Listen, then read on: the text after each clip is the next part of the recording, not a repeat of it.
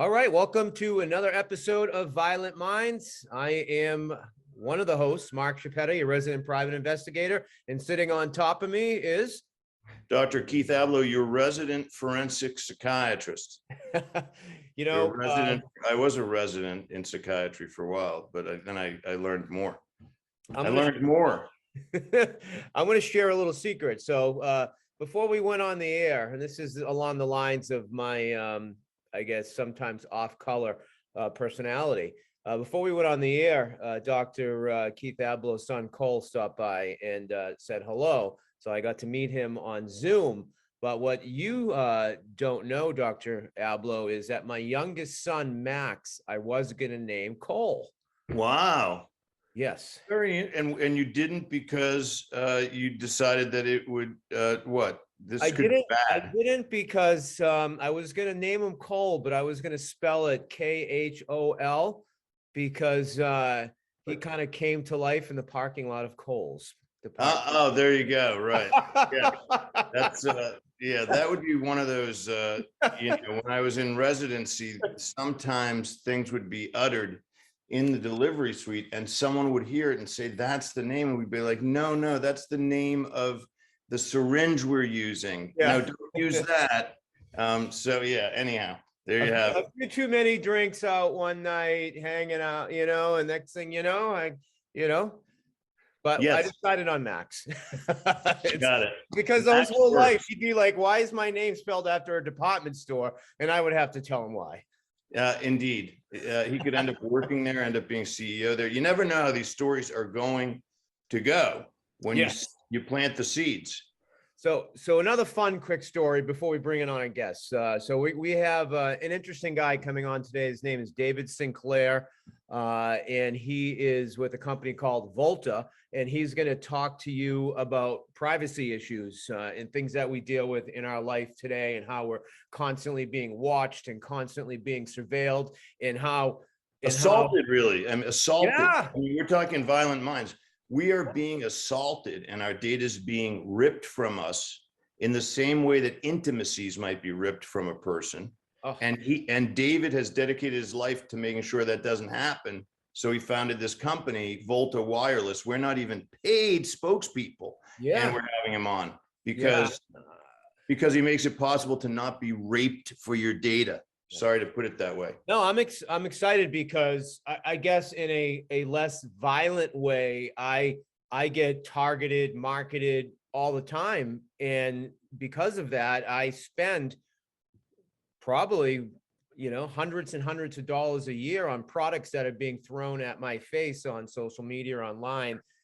Because they know what I like, and they're stalking me, and then can't help but buy it. Whether it's worse than that. I know. Yeah, I know. It is partly that. Why do we want to be marketed to this way? But listen, this guy comes from a world and other countries in which it's a hop, skip, and a jump from that to sampling your speech on the phone and deciding how many times does this fellow use the word gun. Well, you've gotten through the threshold. Now we're going to watch Mark Chiappetta. Yeah. We're going to watch him carefully. And that's the kind of thing. You're a private detective. You have a license, but freedom depends on privacy. If people are already saying on the phone, I probably shouldn't say this on the phone. That's toxic. Right. That's limiting people's free thought. Anyhow, so this guy's, let's bring him in. Let's bring him into the conversation. And I wouldn't bring him on at this point. I think I've covered it. So forget him. No, just kidding. Remind me when we end with him, because I have another funny story I want to tell you. And it was probably one of my first senior moments that my kid, Max, picked up on. And it happened yesterday, and it's kind of funny. And, I want to share it with you afterwards because I'm about serious and I'm about fun. So let's bring in our guest right now, David Sinclair. All right, modern technology of Zoom. Hey, David. David's got to put his video on. There we go. Good morning, gentlemen. Good morning. How are you? Good morning. It looks like, when we were going to start this show, David, first of all, my name's Mark Chiappetta. Happy to meet you. And when we were going to start this show, Keith and I were trying to come up with names. We settled on Violent Minds, but we were going to do something like two bald heads were better than one. We got three. And three really works. And full disclosure, I know David beyond this podcast, and that's why I decided to bring him on, because violence isn't just about, Mark's an MMA fighter, right? And I'm a forensic psychiatrist, retired, sorta. And so I'm a forensic psychiatrist, and so I deal with violence. But there are other kinds of violence and attempts to commandeer people and do them harm. And so we wanted to talk to you, David, about another kind of violence, really, which is invading people's freedom, their privacy, and why you started this company. What experiences led you to start Volta Wireless, which I understand allows people to communicate without those intrusions and being literally assaulted by big tech. Yeah, absolutely. When the founders founded the country, right, there is an amendment about protecting your personal effects from unreasonable search and seizure, because they felt that was a form of violence against the population, right? Right. What we have today is a world where most of our effects are no longer papers you keep at home. It's not paperwork and personal effects that you keep at home. It's digital effects. Unfortunately, the federal law has never kept up with that. They've never recognized digital property as being the same as real property. And so as a result, what you have today is tech companies, mobile operators, and government agencies, frankly, accessing all of your digital property anytime they want. And what do we mean when we talk about digital property? It's everything from your location, which your phone is tracking 24/7, to your communications. Every phone call is recorded. Every text message is kept for 5 years by law, by the mobile operators. All of your internet searches, your ISP keeps them, your mobile operator keeps them. There's a number of different tools that various websites and search engines and others use to collect your internet searches and all of your internet activity. Your banks are using the mobile app that they place on your phone to collect an enormous amount of data off of your phone, not just the financial transactions you do while you're logged into your bank account mobile app. It's just an enormous amount of data collection is going on today, which I view, and I think a lot of people view, as a huge invasion of their privacy. Well, I sure do. I mean, Mark is a private detective, so I'm sure he'll have lots to say about this for sure. But, some people, David, I think say, well, so what? Like, I'm not doing anything wrong. Well, I got no beef with them looking in and doing a CAT scan of my entire life, but I don't think that's the way to look at it. And I know you don't. So how should people be seeing it accurately? Well, I think this all began in the early 2000s. The networks were looking at a way, Facebook was one of the leaders in this originally. They were looking at a way to find ways to connect people. Load all your contacts into Facebook, we'll find out who's on Facebook already, right? It was initially ways to help people have a better user experience. Over time, they began saying, okay, we got to start making money with Facebook. We got to start making money with our search engine. That sort of thing. And so they started saying, well, we've got all this data on our people. Why don't we use that to serve up an audience to advertisers? And so, when you ran a search for blue jeans, then you saw an ad on blue jeans. And it's all fairly, doesn't sound like a big deal to anybody, right? Then things began to change. And where they began to change was really with things like the Patriot Act. Since September 11th, 2001, you have tech companies that have recognized they have the ability to collect enormous amounts of data. And with the advent of things like AI-driven analysis, and these tech companies have begun engaging more and more, not just data scientists, but actually psychiatrists like you, Keith, psychologists, and have begun developing mathematical algorithms that they've been programming into this AI to begin classifying people by psychology, by their beliefs, not just their race and gender and physical location and things like that, but also by their beliefs, so they can serve up ever more interesting news articles to them, or things clickbait, things that are going to make them Right. click and spend time on the internet. So it's like that movie on Netflix, Social Dilemma, that everyone's seen. Yeah, absolutely, absolutely. But where it's getting a little bit too far is what they've recognized is it's actually conflict that drives far more interest. If you Mhm. see stories all the time that make you happy, that make you feel at peace, you're not going to spend as much time on the internet. It's stories that generate emotion, that it generates concern, fear, anger, frustration. Those are what drive your engagement more in the internet. And so they've begun serving up ever more and more of those types of stories that based on your psychological profile. And so what they do is they take a psychological profile and they present to you stories that they think are going to generate the emotions that they want to generate in you. And they're going to withhold from you those stories that they think are not going to generate that type of emotional reaction from you. And so the result is what happens is you begin developing people that are angrier and angrier at each other. Essentially, the way I look at it is big tech has been driving greater and greater fragmentation within our society. And why do they do that? Well, because they benefit by these fragments being in conflict with one another. And it doesn't matter what your beliefs are. It could be everything from abortion rights to anti-abortion to I like red dresses and you like yellow dresses. I mean, it's whatever drives some sort of emotional conflict in people.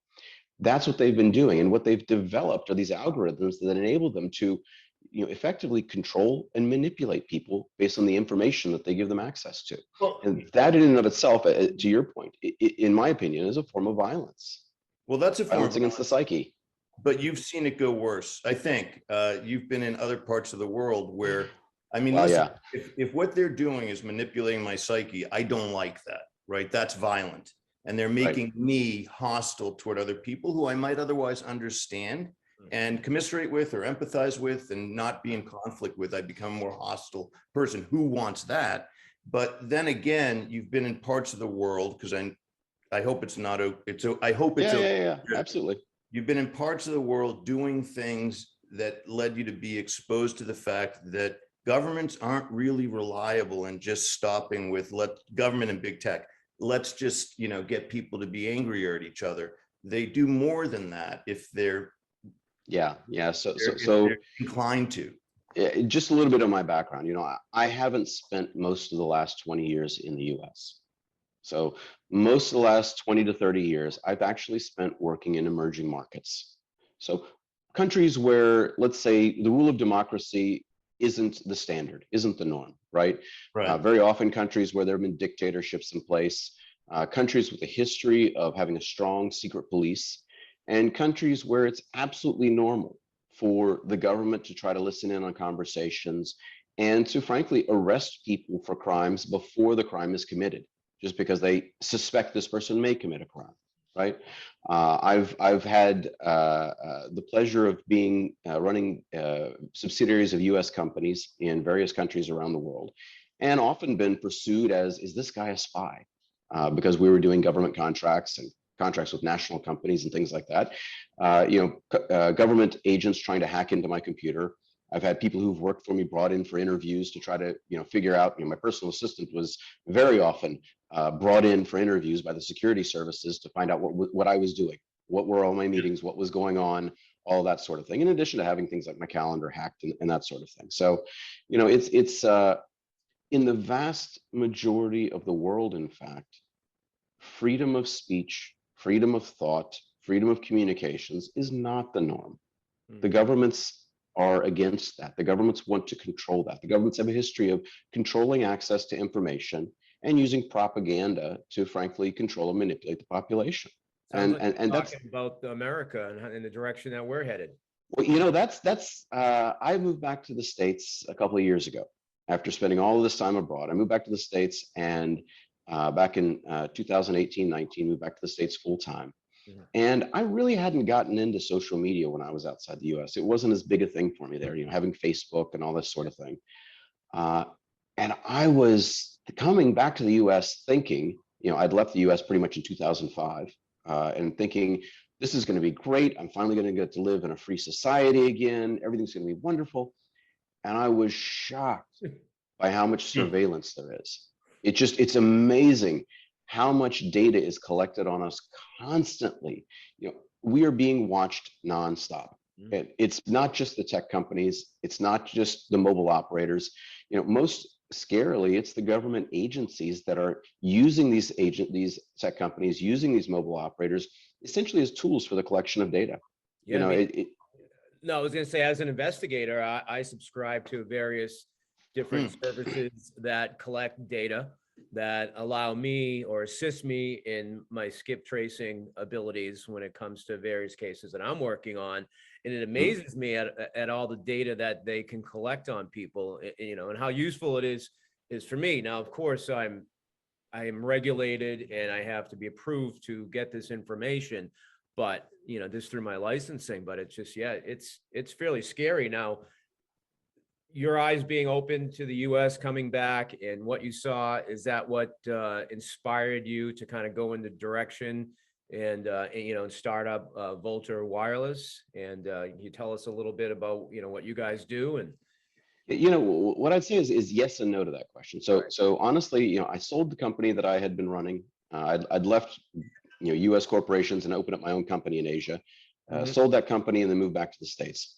Right. And was thinking, this is going to be great. I've got a son. I'm going to be able to spend more time with my family and all that. And after about 3 months, my wife was begging me to find something to do because I was driving her crazy around the house. So could have called me and I would have tried to do some couples therapy, but instead you started a giant company. I've always been interested in telecommunications. I worked in the telecommunications industry at one point in the 90s. Yeah. I was reading a lot about 5G and I started investigating. There's got to be something to do in 5G. And so I like the marketing and sales guy that I am, I said, well, let me talk to people. Let me run some focus groups, right? So first I started running some informal focus groups and I found some interesting information. And then I started running some more formal focus groups. And I ran over 100 focus groups around the country and across the world, actually. And I discovered something very fascinating. 2 big facts. One is that the vast majority of people look at their mobile operator as a commodity. They don't perceive any difference between the big players, AT&T, Verizon, T-Mobile, et cetera. No matter what country you're in, everybody kind of looks at them as a commodity and they make buying decisions based on price. Whoever's got the best rate or whoever's got the best deal on the best phone, right? Yeah. The second thing that I discovered, though, was that in every single focus group we ran, somebody brought up the question of privacy. Right. Somebody raised concerns about how much data was getting collected on them through their mobile devices. And it cut across socioeconomic, it cut across age, it cut across even how heavily they use their mobile devices. People who were in their 60s and 70s that almost never use their phone asked questions about it. They were concerned about it. What's really getting collected on me? Everybody had this concern. And so, that kind of tied into my personal experience of having been shocked at how much surveillance was going on. I began investigating this. And that's really what led me to say, you know what?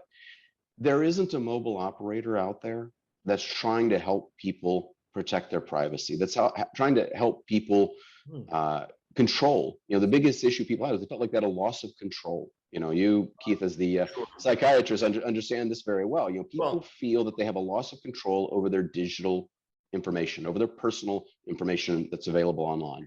And sorry, please, Mark. No, I was just going to say. Please interrupt. Go ahead. I'm going to interrupt you, Keith. You talk over me all the time. No, please interrupt. All right, let me say real quick because my point's probably not as valid as yours. Oh, it is. It'll be really quick. So one of my attorney clients, he's a Marine, and so every time I give him a hard time for using his flip phone to text me, because he's afraid to actually have a phone, like an Apple or whatever, an Android, because someone's watching him. So there's a lot of validity to what he's doing. Yeah, absolutely. So the Motorola flip phone, yeah, I've seen that before, and seen people use it who really were in touch with this early on and said, I'm not buying in. I'm not going to get a smartphone. The thing that psychologically happens, and which has happened without anybody saying, well, wait a second, the psyche of the entire country at minimum is changing, because people will joke, but it's not funny in a way. I mean, and say, I probably shouldn't say this on the phone. Right. Right.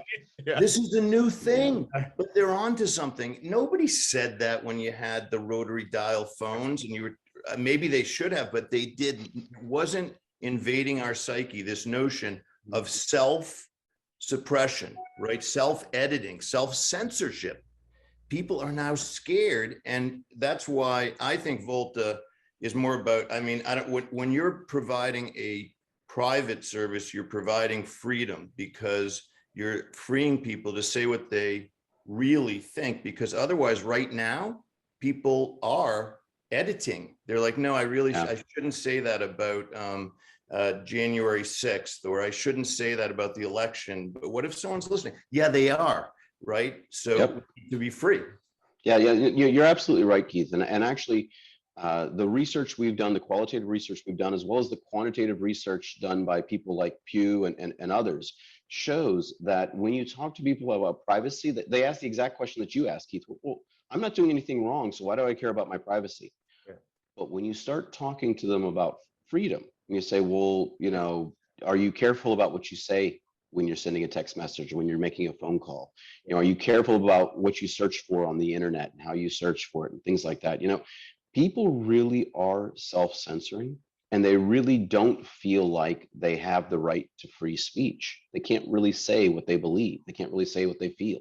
And that's where I think is really, you know, you could say the most insidious part of this whole problem is it's not so much government coming in and censoring you, as it is an environment has been created where we're constantly getting judged and categorized by the masses.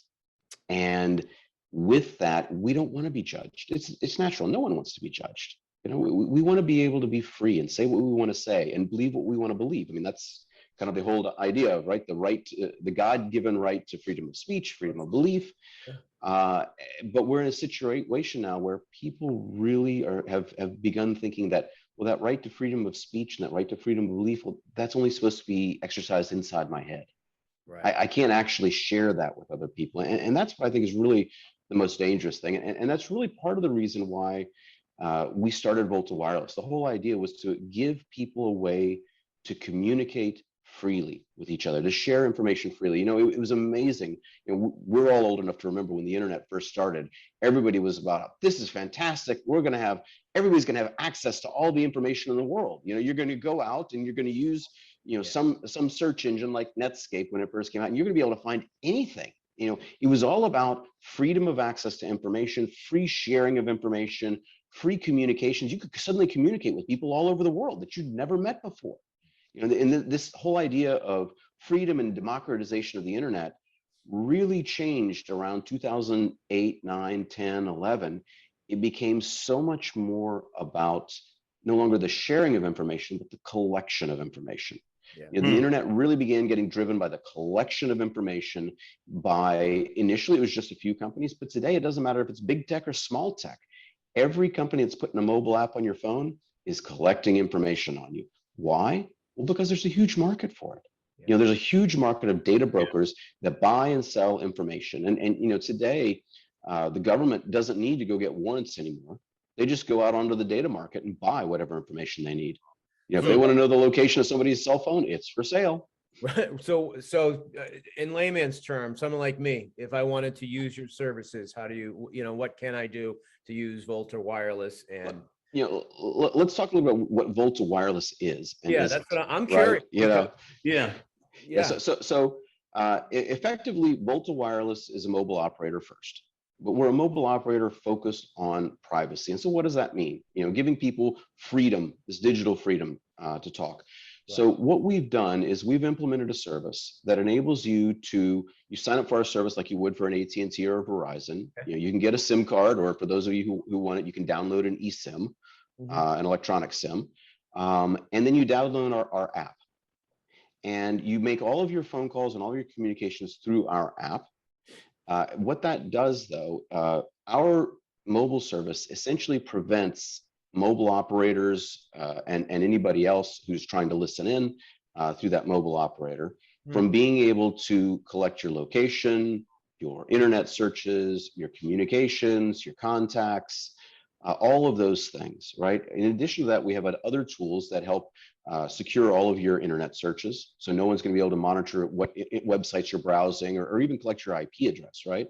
And also we've set up a new platform we call Volta Private Payments. So most people don't realize this, but when you use Cash App or Venmo or PayPal or any of these apps, they're collecting data on you, not just what did you buy and sell, although they're collecting that too, but they're even collecting things like who were you with when you used Venmo, because they can see the other Venmo users, right? It's amazing how much Venmo and Cash App, how much data they have on you in terms of your real world activities, Right. your location, who you're with, where you're shopping, what you're buying, how long did you spend in a store, all these sorts of things. And they collect that data and they sell it on the open market. And if you're a big tech company that has one of these AI-driven engines, you're constantly buying data on the open market. And it doesn't take much to de-anonymize data. They always hide behind this idea that, oh, my data is anonymous. But it's been proven over and over again. You need 4 or 5 points of data and you can de-anonymize data completely. Look, I mean, mean, you can tie it back to an individual. And so what we're really focused on is really preventing anybody from being able to do that to you with your mobile phone. And so when you sign up for a service, you do it anonymously. You just provide an email address and a payment method. We don't ask for your name or address. We don't want to know. One of our core principles of our design is what we call ignorance by design. If the government shows up tomorrow with a warrant asking to look at our user database or asking to look at what data have we collected, well, we don't have any. We don't collect anything. We don't want to know. We don't even have your payment information. In fact, we've contracted with a third party to handle all of our payment information. They do it for millions of people all over the world already, and so you're just another needle in their haystack, right? And that's the same thing with our mobile service. We use data-only SIM cards. And we don't use, so if you look at AT&T and T-Mobile and those companies, how are they actually tracking you? Well, they're tracking you because they've tied your phone number to a SIM card. When your phone number is tied to that SIM card, they're then monitoring the location of that SIM card 24/7 because it's pinging off of cell towers, that sort of thing, right? And then they're connecting all of your calls. And so they're basically, they put a server in the middle between you and the person you're calling, and they can collect your phone call. They can listen in on it. They can use computer technology to analyze it automatically, look for keywords like the NSA likes them to do, as well as collecting all of your text messages. And they're required by law to maintain a CDR, a call data record, which basically says where, who are you? What phone number did you call from? Where were you physically located when you made that call? Who did you call? Where are they located? What phone number do they have? How long did you speak? Very often it includes recording of the call as well. I mean, so it's basically everything you ever wanted to know about a communication, right? What we've done is we are no longer using the network's voice and SMS services. We're using data-only services. And the great thing about this means we can encrypt everything. So we use 3 layers of 256-bit encryption. We're basically encrypting it more heavily than the NSA does for top secret information. And so we're using this multi-layer encryption to encrypt everything. But also what we're doing, we're using a certain type of SIM card, which today, you guys, I came out of the world of industrial automation. These big government projects, pipeline management systems, oil field management systems, railway, train traffic management systems, these sorts of things, right? And in these types of industrial automation systems, what's become very common in the last 10 years is you deploy these data-only SIM cards to use to transmit data from sensors that are out on the oil rig or out on the pipeline or whatever, back to some central data center. And there are literally millions upon millions of these all over the world today. It's actually, I think, over 1 billion of them out in the world today. The Internet of Things, right? Yeah, exactly. It's the Internet of Things. They're collecting and transmitting this data constantly. And what's interesting about these is there are, of course, no phone numbers associated with these SIM cards. They just have SIM IDs on them. It's called an ICCID. They have these SIM IDs, and they transmit all this data back. Well, what we did was we essentially are partnering with a company that's a supplier of those data-only SIM cards. And that's what we use as our SIM cards. That's what we provide to our subscribers. And the result is AT&T and Verizon don't track the location of those SIM cards. In order to be able to track somebody, they need a phone number. Right? You effectively, you're just a needle in a haystack when you have one of these SIM cards. You're just one of the millions of IoT SIM cards, and they can't differentiate you and your activity from any of these other data-only SIM card activities. You're just a bunch of internet connections. So Right. effectively, your SIM card's a Wi-Fi access point now. Have you had any brushback, either from the regulators or the state or the federal government, because this is so secure? And see things changing with this, app, I would say we have not experienced that yet. Quite honestly, it's early days. The company's existed for 2 years. You're a threat, in a way. I have had a lot of people ask me questions about, are the government not going to like this because they can't break into it? Right. Are they going to be concerned that you're going to become used by criminal services? And there have been a number of companies that have attempted to do something similar to what we're doing that were primarily focused on an audience of criminals. We're not focused on that audience. We are focused on providing regular people the ability to communicate and share information freely. That's our focus. Like we believe in freedom. People on WhatsApp that want to communicate with me on WhatsApp and do phone calls that way, but I'm sure WhatsApp is not even close to as secure as wireless. Well, there's a number of issues with WhatsApp, right? First of all, they're not covering the mobile piece. Your mobile operator is collecting all your data, where you're located and all that sort of thing. But with WhatsApp, it's owned by Facebook. They claim to use peer-to-peer encryption. Who don't they own? There's a couple of details here, right? So when you do encryption, it's really important who owns the encryption keys. Right. Meaning who can unlock the door, who can unlock the encryption and decipher what's being said, right? So a good example is Telegram, where even when they do peer-to-peer encryption, Telegram still owns all the encryption keys. Telegram is still able to collect and read all the messages that are sent over it. WhatsApp, I don't know if they own the encryption keys, but what WhatsApp does also, and Telegram and several others do this, they collect all your metadata. Well, what's your metadata? Well, your metadata is all that information about where you're located, who you're communicating with, the times of your communications, all that sort of thing. So while they may not be able to read the exact content of your text message, they're able to collect an enormous amount of data about you.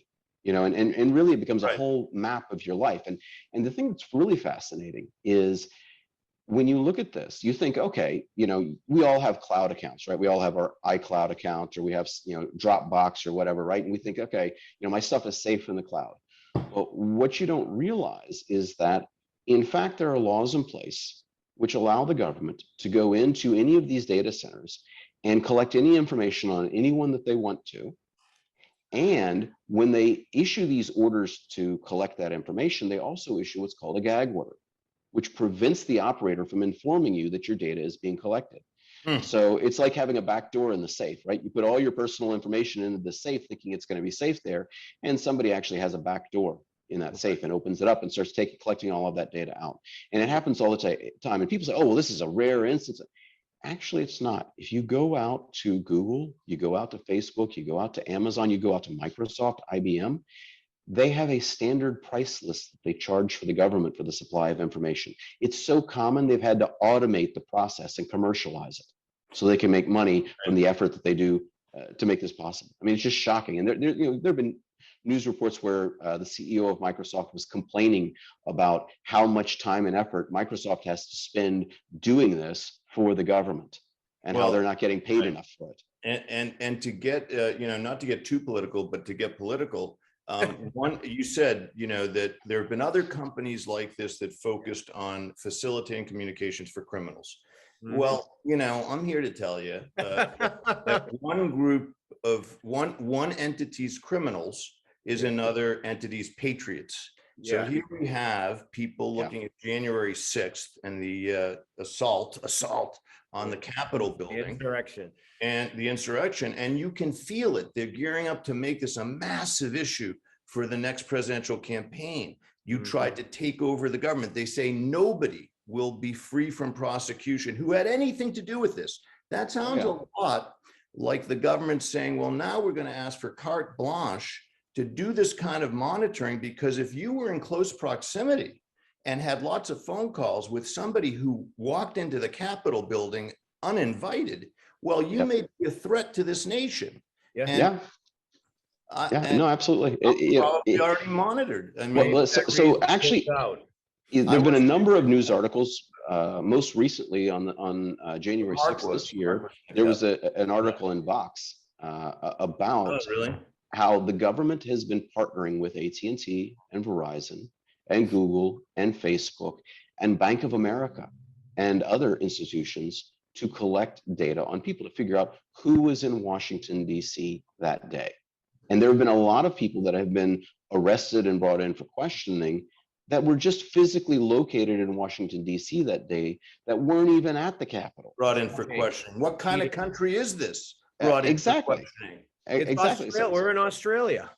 Well, and the thing is that it's you know, I don't want to be political here, but it's interesting because if the government had been as serious about stopping the riots that were occurring around the BLM the summer before, a very similar approach could have been taken, and very similar arrests could have been made. But we actually saw that the federal government had no interest in doing that. It's because those riots were peaceful. I don't want to get political. Yeah, We all know that there were some violent acts that did occur. Whether the vast majority of the people were being peaceful or not is a different discussion, but there were some violent acts that occurred. There were people who attempted to set fire to a federal courthouse, for example, right? They could use the same techniques to track down those individuals and arrest them and charge them, and they haven't been. And this goes back to when I left the US in the early 2000s, I had a perception, true or false, I had a perception at the time that generally speaking, law enforcement and the way the government treated people was relatively fair and balanced, independent of whatever their political views are. If you committed a crime, you committed a crime, didn't matter what your politics were, right? When I lived abroad, I experienced a lot of countries where it was extremely important what were your politics in determining how were you treated under the law. Right. And when I moved back to the U.S., I've seen firsthand that this is not necessarily the case in the U.S. anymore. Well, no, and listen, it does seem to impact the way you're treated under the law. Well, for sure, and many injustices were committed under the flag of great justice, right? Or we need to help you. We need to help you because you may have been near a COVID infected person.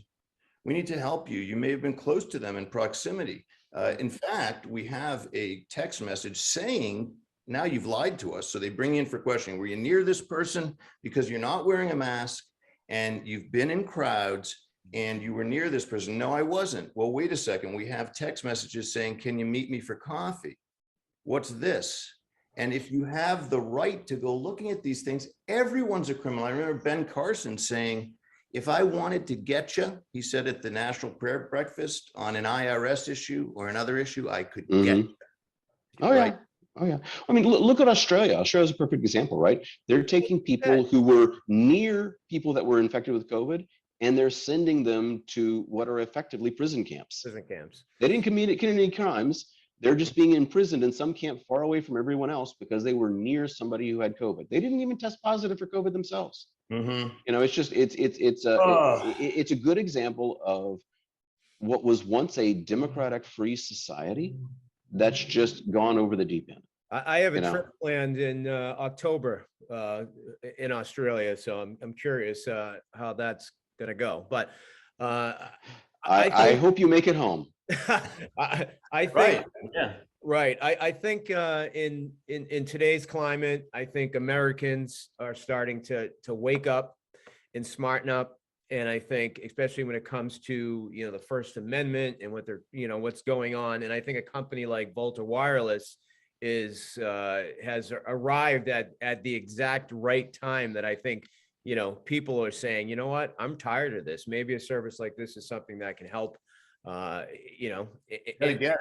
protect me. And Keith's 100% right. People say that all the time. What you said earlier, like, oh, I shouldn't say this. It's kind of like, can you hear me now? Well, someone's hearing you. Oh yeah. Nothing personal, guys, but we're doing this call right now, this conversation on Zoom. Yeah. Right. Zoom is famous for collecting anything and everything on your device. So if you got this on your desktop, they're looking at all the files on your desktop right now. It's in their terms and conditions. They have the right to do that. So. It's kind of scary, guys. Does Volta offer a streaming service for a platform like this?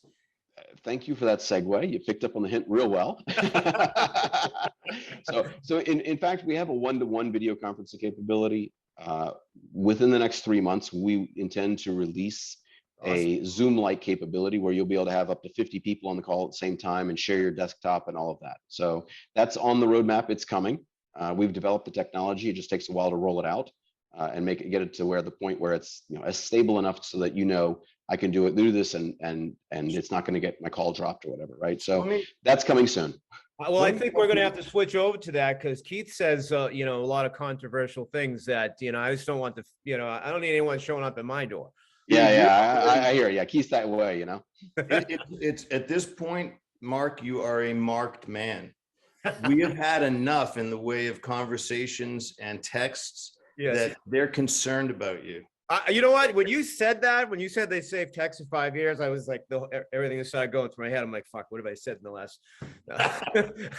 But let me help people out here because, you start talking to the average person, myself included, about SIM cards, and I can send you one. I can do a wireless SIM card. Is this heavy lifting, David, or is it simple to get? No, it's very, very simple. To open my phone to save my life. Yeah, I mean, if you look at most mobile operators today, right?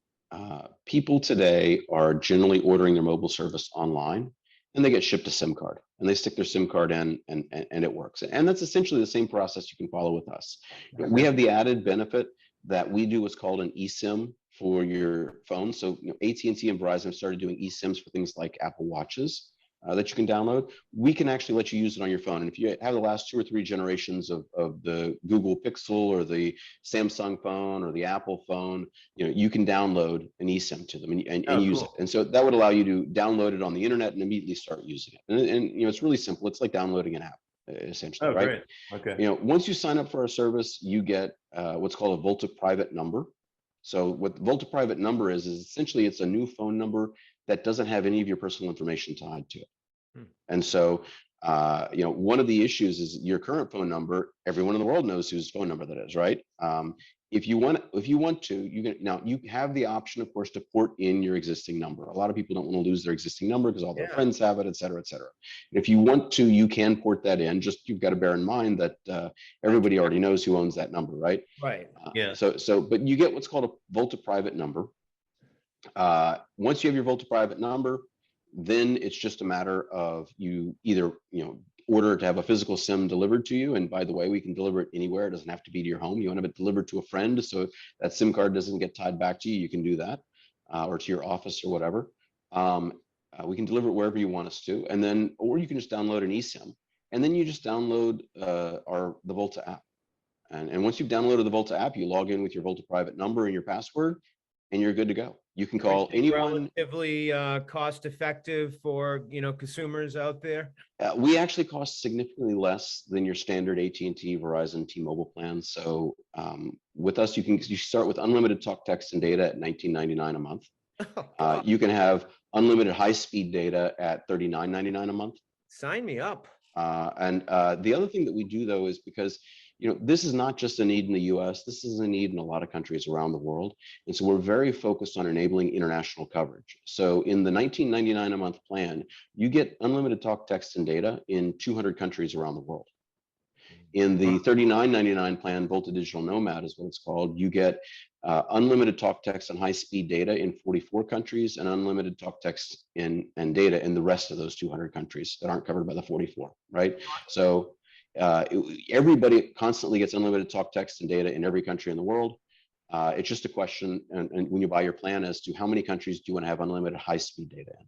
I'm reading your mind again. So this may be a stupid question, but my mother said no question is ever stupid. No question is ever stupid. Nobody said that I'm stupid. So the service, are you considering actually putting out your own phone as well? So we do have that on the roadmap. Historically, these types of secure phones have been available only for government intelligence agencies, that sort of thing. Right. There is a lab that has historically developed these types of devices for those types of organizations, with whom we are working to develop a consumer version of that kind of device. Nice. So we actually do have a link on our website for phones, which you get to it and it says coming soon. I'm very hopeful that within the next couple of weeks, we'll be prepared to start taking pre-orders. and that within the next month to 2 months, we'll be ready to deliver actual product on that. So we're the phone exists. It's actually finalizing its testing right now, and getting its nice little cosmetic look and feel, that sort of thing. But essentially, what we've done is we recognize that Android phones, the operating system is owned by Google, and they use it to collect a massive amount of data on you. Apple phones, Apple is really big on protecting your privacy from other companies. Right. But they don't do anything to protect your privacy from Apple. Apple's always collecting your data through iOS. If you put an app on the phone, on a phone that's owned by Apple, or is an Apple service or an Android service, then there's kind of creates a loophole there where maybe some of that information is not as secure as you hope it to be. Well, so, one of the other things that we have on our roadmap, we recognize people want to continue to use Facebook and TikTok and all these social media apps. And so one of the things that we do have on our roadmap is what we call our Safe Social Media app, which essentially what this will allow you to do is to use your favorite social media app without social media using you. So it'll prevent the social media app from being able to collect any information from your device. Essentially, what we do is we put it inside a lockbox. So you can use it to see, your friends' Facebook events and things like that. Go watch the latest clip on TikTok. But at the same time, Facebook and TikTok won't be able to collect any data from you. And so that's coming soon. We've got a team of developers working on it right now, and hopefully that will be out within the next month or so. So there's so many different what people in the cybersecurity industry call vectors of attack. So many different ways in which big tech companies and mobile operators are collecting your data. We've begun by addressing the most crucial. Your mobile operator, your communications, your basic communications, text messaging, phone calls, that sort of thing, file transfer, video conferencing. The next piece, of course, is the internet searches. We have our own VPN that we provide that helps encrypt all of your internet searches. Then we began looking at financial transactions. And so we have our own payments platform where you can send money to anyone almost anywhere with no fees and no one monitoring your financial transactions. And then, we're moving down the kind of the path. And so we're going to be looking at social media. We're looking at the device itself. There's so many different ways in which your data gets collected that we're trying to step by step address all of them. But one of the important things that we're doing that I think differentiates us, there are literally thousands of companies in this privacy space today, thousands of them. And every single one of them has a little niche solution, and they charge you a subscription for using their little niche solution. And you end up to, deal with all of this stuff. You end up with, 50 different subscriptions. What we want to do is you have one subscription, which costs pretty much the same thing as what you're paying for your mobile service today, or less in this case. And with that, you get access to all of these other tools for free. So international roaming anywhere in the world is built in for free in our plan. International calling is. Our VPN is free. You don't have to pay an extra $3 or $4 a month for a VPN service separately from what you're paying us already, right? We don't collect any fees on our mobile payments platform the way the other players do in this space. When we bring out our Safe Social Media app, you're going to be able to begin using that without having to pay any extra money to start using it. Our phone devices, you're going to get those, and your most secure phones today, there are some that exist for consumers. They charge massive monthly support contracts to be able to have support for the secure OS. And our whole point is one time you buy the device, you cover the cost of the device. After that, all the support for that is built into your monthly subscription, and it's a one-time monthly, single fee. You're $40 a month, $39.99 a month that you pay for your digital nomad, unlimited talk, text, and high-speed data, and you get all of these other tools in there for free. That's what I was going to ask. What separates you from all the thousands of other companies that are in this game? For someone like me, and we got to wrap up in a few minutes because I know Keith's got an important an appointment because he's a VIP. That someone like myself, a 30+ year private investigator, the way I used to collect data is by crawling through dumpsters and going through trash. Now I got a whole box right here that has Keith Abel's name on it because he doesn't. There you go. Perfect. Perfect. But I want people still do that and don't shred anything, and that's that's a PI's way of collecting data. Keith. Well, I wanted to make one summary statement, or my summary statement, which is that it might be productive to stop using the language of they're collecting my data and start saying they're destroying my freedom. True. Right? Because it is synonymous. Yeah. They are destroying your freedom. Right. Yep. And it's about time, you know, people, they go to vote. They think that's an act of freedom. They're like, I'm going to exercise my vote. Well, you better start exercising your privacy if you want to be free. And you're going to need some tech to do that. That's just the new world order. Yeah. Yeah, and, you know, a lot of people have the idea that we need to get government to pass laws to protect our privacy, right? That's, you look at the GDPR in Europe, you look at California, they've passed a privacy law. What they don't recognize are a couple of things. One is that the government has no interest in protecting your privacy. They benefit. Right. They're one of the biggest beneficiaries from your privacy not being protected. And the second thing is that every time they pass one of these laws, there's always carve-outs. Yeah. You know, the FBI is given a carve-out, the NSA is given a carve-out, the CIA is given a carve-out. There's always these carve-outs that allow certain groups to not have to follow these laws. And you know, people say, oh, well, you know, big tech is one thing and big government's another. Well, actually, the level of collusion is shocking there. And I apologize, I know we're getting near the end of the call, but I just want to bring up an interesting point, which you'll discover if you begin doing research on the data center facilities built by Amazon and Facebook and Google and all of that. They've built these data centers all over the country, you know, Birmingham and Louisville and, you know, all these places you traditionally think of as not being big tech places. They have low cost of power and low cost of labor, and therefore they have big data centers built there. Well, very often, guess who owns the land that these data centers are sitting on? The federal government. And so you have to wonder, well, what's the deal that Facebook made to be able to build a data center on federal land? Little conflict there. Yeah, exactly, Yeah. exactly. So the level of collusion is so deep, much deeper than anybody ever realizes. We've grown complacent as Americans. We're like, well, you know what? If I'm not saying anything bad or committing a crime, who cares if they listen in? But Keith's 100% right. It's not about that. It's about our freedoms being taken away. And that's what I think Americans are finally starting to wake up to. There's always a silver lining with all the shit that goes through this world. And I think the last few years, there's some silver linings that are starting to appear. Some rainbows are starting to appear, and people are, you know, are waking up. Well, people are beginning to recognize that anybody who ever has power, they always have an agenda, and that agenda is to maintain power. Yeah. And so they start saying and doing things to maintain that power. And, you know, very often people recognize that, well, what that person's saying isn't actually true.